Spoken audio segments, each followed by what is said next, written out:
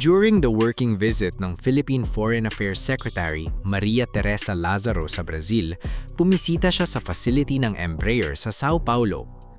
Interesting ito dahil may existing relationship na ang Philippines with Embraer. The Philippine Air Force has already acquired the A-29B Super Tucano, and with 6 additional aircraft, magiging 12 aircraft na ang total Super Tucano fleet ng PAF. Ang Super Tucano ay hindi naman para sa high-end fighter missions. Mas bagay ito sa light attack, close air support, reconnaissance at pilot training. So, kung magkakaroon pa ng additional Super Tucanos in the future, malaking tulong ito para magkaroon ng PAF ng mas maraming aircraft na relatively lower operating cost para sa ganitong klase ng missions. Pero mas interesting ang isang mas malaking aircraft ng Embraer, ang C-390 Millennium. Ito ay isang medium-sized military transport aircraft na kayang magdala ng troops, cargo, vehicles at iba pang equipment. Pwede rin itong gamitin para sa humanitarian missions, medical evacuation at aerial refueling. Para sa Philippines, malaking bagay ang ganitong capability. Dahil isipin natin, archipelagic country tayo. Kailangan natin ng aircraft na kayang mabilis maglipat ng personnel at equipment mula Luzon papuntang Visayas o Mindanao, lalo na kapag may military operation o disaster response. Pero importanteng linawin, wala pang confirmed Philippine contract para sa C-390. So for now, potential option pa lang siya na dapat nating bantayan.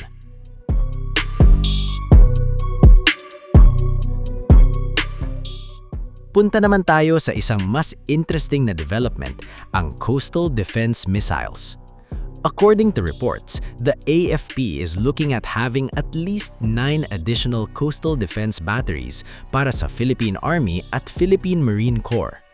Pero hindi ibig sabihin nito na puro BrahMos ang magiging missile force natin. The Philippine Marine Corps already has 3 BrahMos batteries, either acquired or ordered.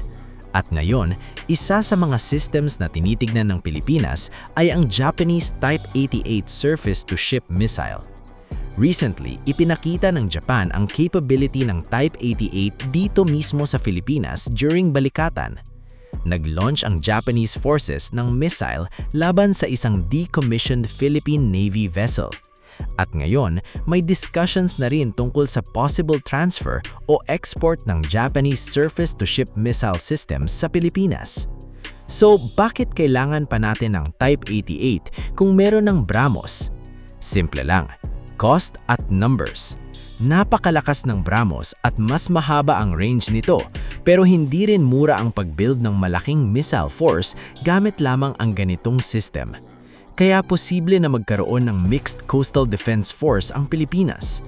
For example, BrahMos could provide longer range and heavier strike capability, habang ang mas affordable systems tulad ng Type 88 ay maaaring gamitin para magkaroon ng mas maraming missile batteries sa iba't ibang strategic locations. At para sa Pilipinas, importante ang distribution. Hindi sapat na malakas ang missile. Kailangan din nating magkaroon ng maraming launchers na nakapwesto sa iba't ibang bahagi ng bansa.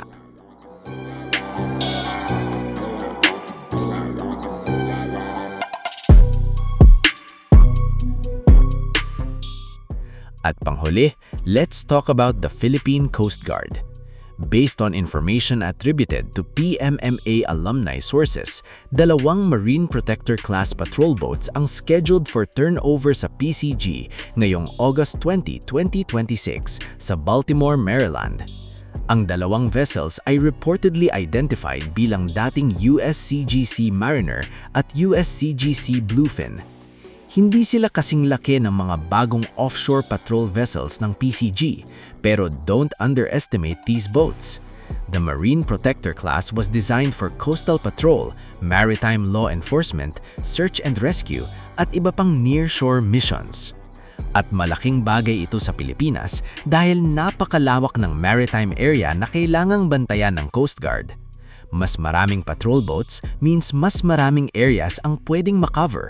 Mas maraming available vessels for search and rescue, maritime law enforcement at routine patrols.